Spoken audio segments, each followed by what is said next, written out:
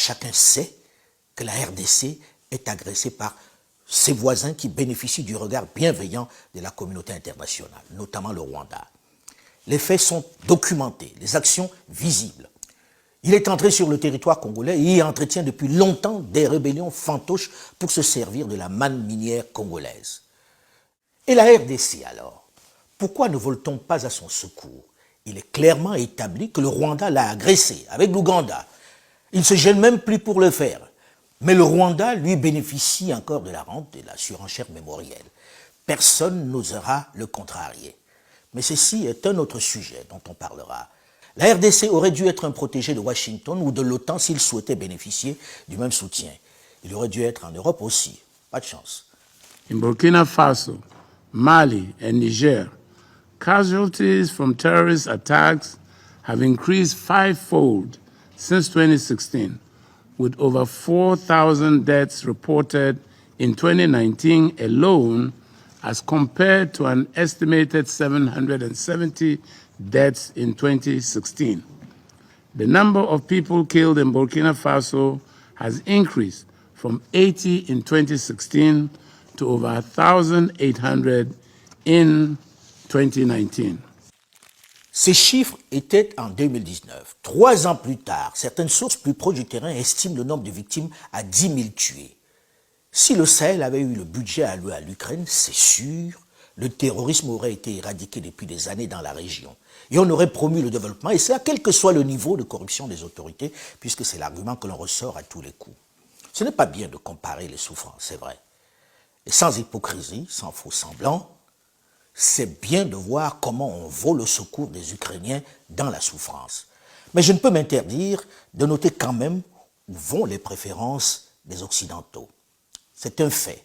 Si la logique, la doctrine qui justifie cet impressionnant, ce soutien massif et rapide à l'Ukraine était réellement l'aide à un pays à agresser, je suis curieux de comprendre pourquoi la RDC, agressée de la même façon par son voisin rwandais, ne bénéficie pas du même soutien, du même intérêt.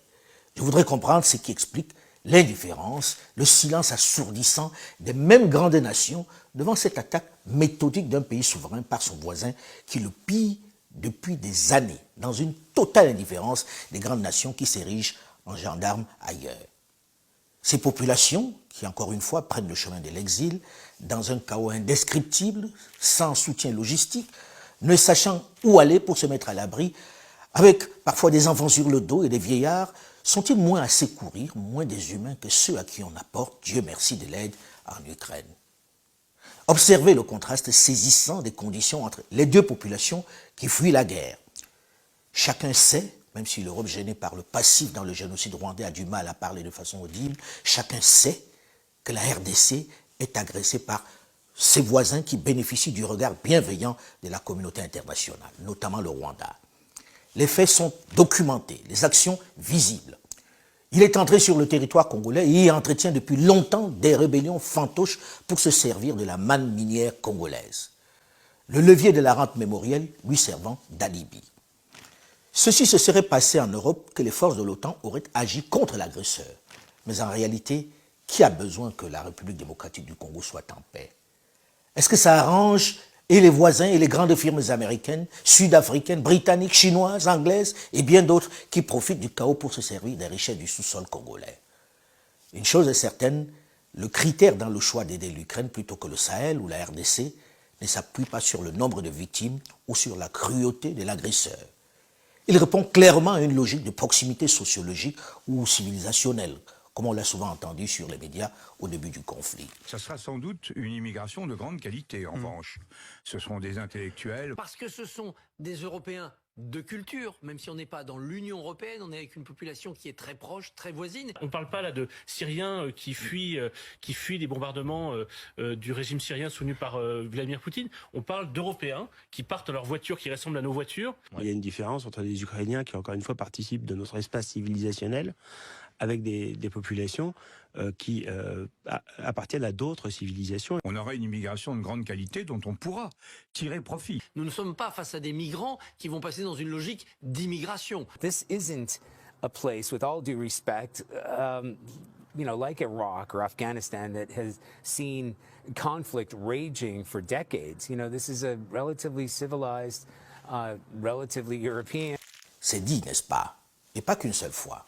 I need to be blunt and honest that the world is not treating the human race same way. Some are more equal than others. And when I say this, it pains me because I see it. But I hope the world comes back to its senses and treats all human life equally. Il ne s'agit pas ici de mettre en accusation l'Occident. Il est dans sa logique, même si son attitude sonne faux avec le discours régulièrement servi. Celui qui glorifie le village planétaire, qui vante son humanité, sa solidarité, sa justice, l'équité et son soutien aux plus faibles. Cette propagande ne trompe plus personne, elle ne convainc plus les plus naïfs, tant la réalité est visible. Chacun a compris qu'il n'a jamais été question d'humanité ou d'aide, mais simplement d'intérêt. C'est pourquoi les Africains de tout niveau doivent comprendre qu'ils doivent prendre leur destin en main, qu'ils ne doivent rien attendre de personne. Que ce concept qui veut qu'un saint juste qui a ses propres soucis de chômage, d'inflation, bref, ses propres difficultés sociales, puisse prendre sur lui de voler à son secours est un leurre, un énorme mensonge qui agit comme de l'opium sur ces peuples. L'Occident, les grandes puissances, quelles qu'elles soient, ont leurs propres problèmes, leur propre agenda et leur stratégie pour y apporter des solutions. Si cette stratégie passe par la spoliation, par la colonisation d'autres contrées, elles n'hésiteront pas. Ça ne souffre d'aucune émotion. C'est la règle.